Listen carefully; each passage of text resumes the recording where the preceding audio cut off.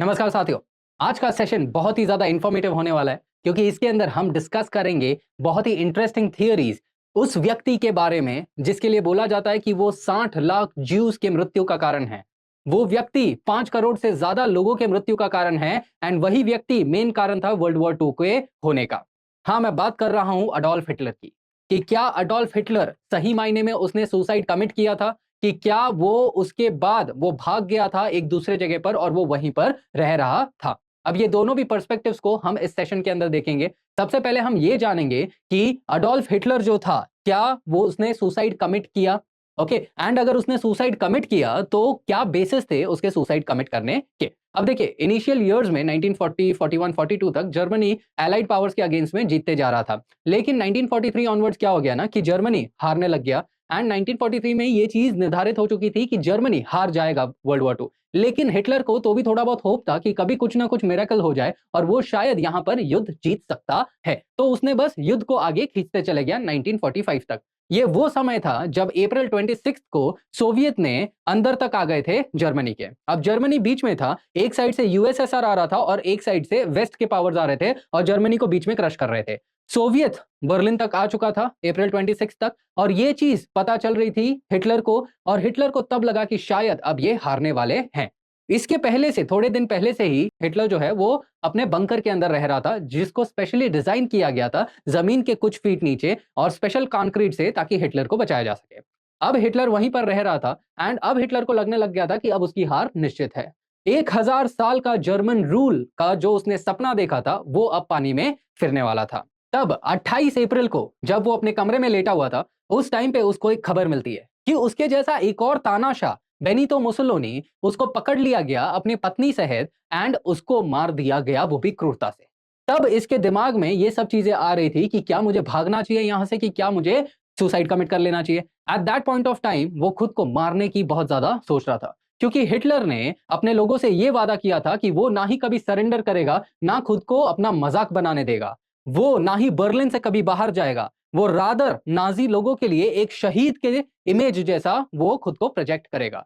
तो at that point of time उसने बोला कि क्योंकि वो उसने मरने का डिसाइड कर लिया था, तो अब वो बोल रहा था कि जो भी उसके कुछ ख्वाहिशें थे वो उसको पूरा करना चाहता था। At that point of time उसका एक प्यार था, दैट इज एवा ब्राउन। ये इसने इससे शादी नहीं करी थी इस महिला से, but at that point of time उसने बोला कि शादी कर लेनी चाहिए मेरे को एंड उसने एवा ब्राउन से शादी करी। एंड इनका प्यार बहुत पहले समय से ही चलते आ रहा था as per theories.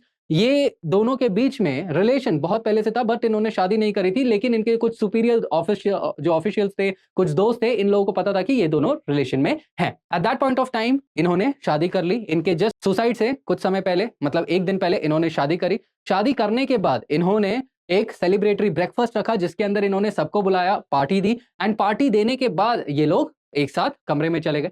At that point of time ये डिसाइड किया गया था बाय हिटलर कि वो खुद के पिस्टल से खुद को गोली मारेगा एंड एवा ब्राउन जो है वो साइनाइड खाएंगी, क्योंकि ऐसा बोला जाता था कि हिटलर को तकलीफ नहीं झेला जा सकता था तो इसके लिए वो सडन डेथ चाहता था, वेयर एज एवा ब्राउन ये चाहती थी कि वो मरने के बाद भी खूबसूरत दिखे। सो इसके लिए उसने साइनाइड को चुना और हिटलर ने बुलेट को चुना। बट दूसरे थियरीज ये बोलते हैं कि हिटलर कभी मरा ही नहीं, हिटलर जो है वहां से भाग गया था और वो जाके स्पेन में रहने लगा। अब ये थियरीज क्यों बोली जा रही है?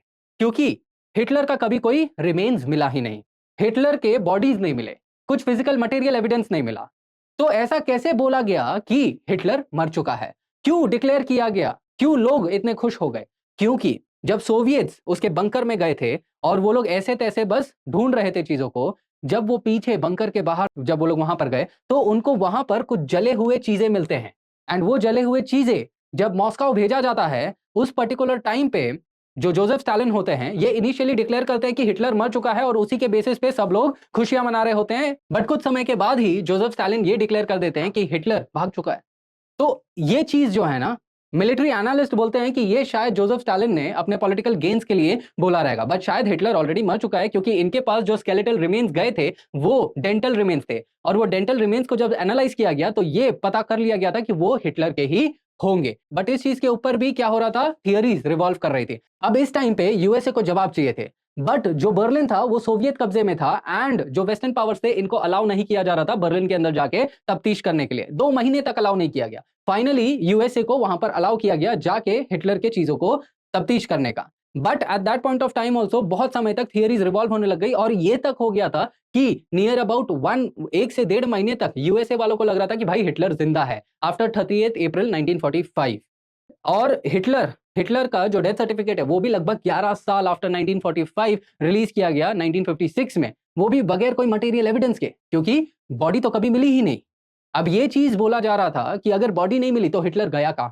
तो ऐसा बोला जा रहा है कि वो जहां पर रह रहा था अंडरग्राउंड बंकर्स के माध्यम से, टनल्स के माध्यम से वो कहां पहुंच गया, एयरफील्ड पे पहुंच गया एंड वहां से वो प्लेन पकड़ के स्पेन चले गया। एंड स्पेन के अंदर एक मोनेस्ट्री था जो जो भी नाजी लोग जर्मनी छोड़ के भाग के आ रहे थे उन लोगों को ये पनाह दे रहा था ये मोनेस्ट्री। और यहाँ के कुछ लोगों ने ये चीज आगे आने वाले पीढ़ियों को बताया कि हिटलर और एवा ब्राउन जो है वहां पर उस मोनेस्ट्री में आए थे, और इतने विस्तार से बताते हैं, इतने डिटेल में बताते हैं कि लोग उसको सच मानने लग जाते हैं। हाउएवर ये थियरीज को आज के समय में मॉडर्न हिस्टोरियंस नकारते हैं, मिलिट्री हिस्टोरियंस नकारते हैं, जो बोलते हैं कि हिटलर ने सुसाइड कमिट किया था।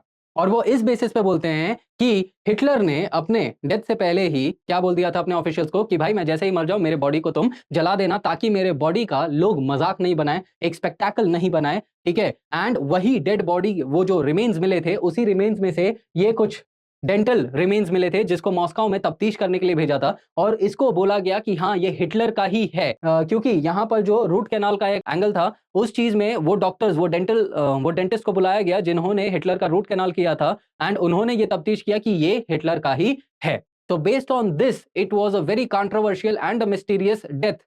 या तो हम ये भी नहीं बोल सकते कि was it really a death, was Hitler actually alive even after death. So ये कुछ कंट्रोवर्सीज हैं associated with Hitler's death. So इसी पर्टिकुलर चीज के साथ मैं इस पर्टिकुलर सेशन को एंड करूंगा। आई होप आपको हिटलर के ये मिस्टीरियस डेथ या अलाइव वाले एस्पेक्ट समझ आए रहेंगे। Do like, share and subscribe. Thank you for watching.